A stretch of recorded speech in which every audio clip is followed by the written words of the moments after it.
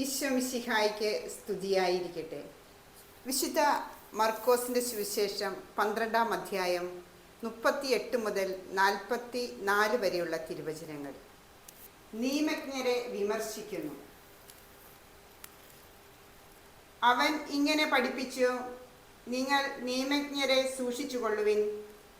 നീണ്ട മേലങ്കികൾ ധരിച്ചു നടക്കാനും പൊതുസ്ഥലങ്ങളിൽ അഭിവാദനം സ്വീകരിക്കാനും സിനഗോഗുകളിൽ മുഖ്യസ്ഥാനങ്ങളും വിരുന്നുകളിൽ അഗ്രസ്ഥാനങ്ങളും ലഭിക്കുവാനും അവർ ആഗ്രഹിക്കുന്നു. എന്നാൽ അവർ വിധവകളുടെ ഭവനങ്ങൾ വിഴുങ്ങുകയും ദീർഘമായി പ്രാർത്ഥിക്കുമെന്നു നടിക്കുകയും ചെയ്യുന്നു. ഇവർക്ക് കൂടുതൽ കഠിനമായ ശിക്ഷാവിധി ലഭിക്കും. വിധവയുടെ കാണിക്ക. അവൻ ഭണ്ഡാരത്തിന് എതിർവശത്തിരുന്ന് ജനക്കൂട്ടം ഭണ്ഡാരത്തിൽ നാണയത്തൊട്ടുകൾ ഇടുന്നത് ശ്രദ്ധിച്ചു.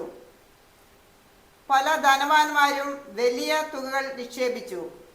അപ്പോൾ ദരിദ്രയായ ഒരു വിധവ വന്ന് ഏറ്റവും വില കുറഞ്ഞ 2 ചെമ്പു നാണയങ്ങൾ ഇട്ടു.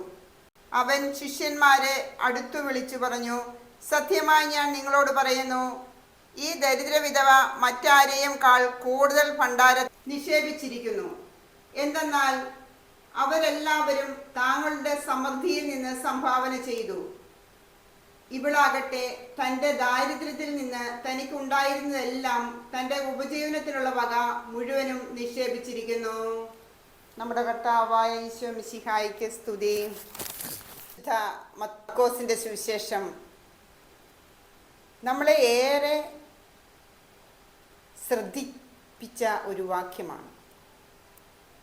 വിശുദ്ധ സുവിശേഷത്തിൽ ഇപ്രകാരം പറയുന്നു: വിധവയായ സ്ത്രീയുടെ 2 ചെമ്പു നാണയങ്ങളെക്കുറിച്ച്. ഈശോ ഭണ്ഡാരത്തിന് എതിർവശം ഇരുന്ന് ആളുകളെല്ലാം വരുന്ന ഭണ്ഡാരത്തിൽ നിക്ഷേപിക്കുന്നത് കണ്ട് ഈശോ ഇരിക്കുകയാണ്. പല ധനവാന്മാരും തനിക്കുള്ളത് കൂടുതൽ മെച്ചമായ തുകകൾ ഭണ്ഡാരത്തിൽ നിക്ഷേപിച്ചു.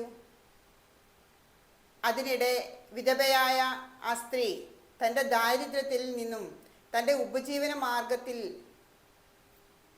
ഉള്ള വക തനിക്കുള്ളത് അതിലേറ്റവും കൂടുതൽ അവൾ ആ ഭണ്ഡാരത്തിൽ നിക്ഷേപിച്ചു എന്നാണ് ഈശോ സുവിശേഷത്തിൽ വെളിപ്പെടുത്തുന്നത്.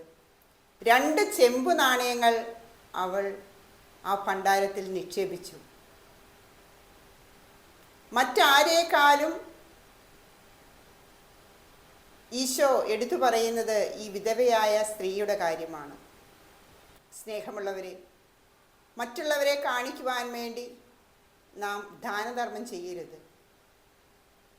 നമുക്കുള്ളതിൽ നിന്ന്, നമ്മുടെ ദാരിദ്ര്യത്തിൽ നിന്ന്, നമ്മുടെ ഉപജീവന മാർഗത്തിൽ നിന്ന് സംഭരിച്ചു വച്ചിരിക്കുന്ന ഒരു തുകയായിരിക്കണം നാം നമ്മുടെ നിക്ഷേപ പാത്രത്തിൽ നിക്ഷേപിക്കേണ്ടത്. വലിപ്പ ചെറുപ്പത്തിലൊന്നും സ്ഥാനമാനങ്ങൾ ഇവിടെയില്ല. ഈശോയുടെ മുൻപിൽ വലിയവനും ചെറിയവനും എല്ലാവരും തുല്യരാണ്.